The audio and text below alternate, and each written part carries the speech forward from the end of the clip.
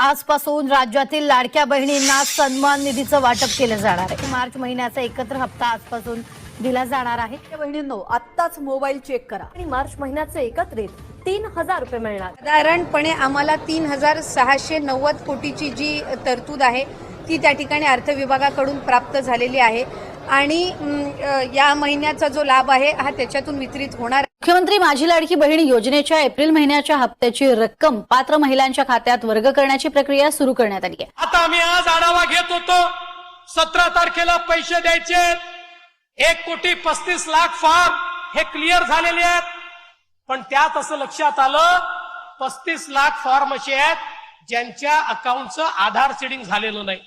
आता आम्ही कलेक्टरला इमिजिएटली सांगितलं, हे आधार सीडिंग तुम्ही करून घ्या, कारण तुमच्या खात्यात जर पैसे टाकायचे असतील तर तुमचं खातं तुमच्या आधार नंबरशी जोडलेलं असलं पाहिजे।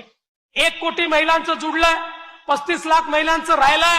आता पुढच्या 4-5 दिवसात त्या 35 लाख महिलांचंही आम्ही जोडून घेऊ, पण एखाद्याचं जुडण्याकरता उशीर झाला, काळजी करू नका, त्यांनाही पैसे मिळणार आहेत आणि 1,35,00,000 आम्ही थांबणार नाही आहोत। या 31 पर्यंत ज्यांचे फॉर्म आले आहेत त्यांना दोन्ही महिन्याचे पैसे देऊ, त्या ठिकाणी आपल्याला दर महिन्याचे पैसे आम्ही देत राहू।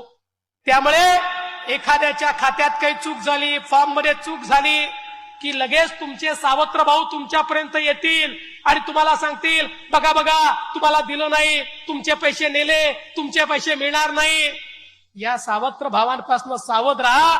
तुमचे सख्खे भाऊ मंचावर बसलेले आहेत, ते तुम्हाला वंचित राहू देणार नाही।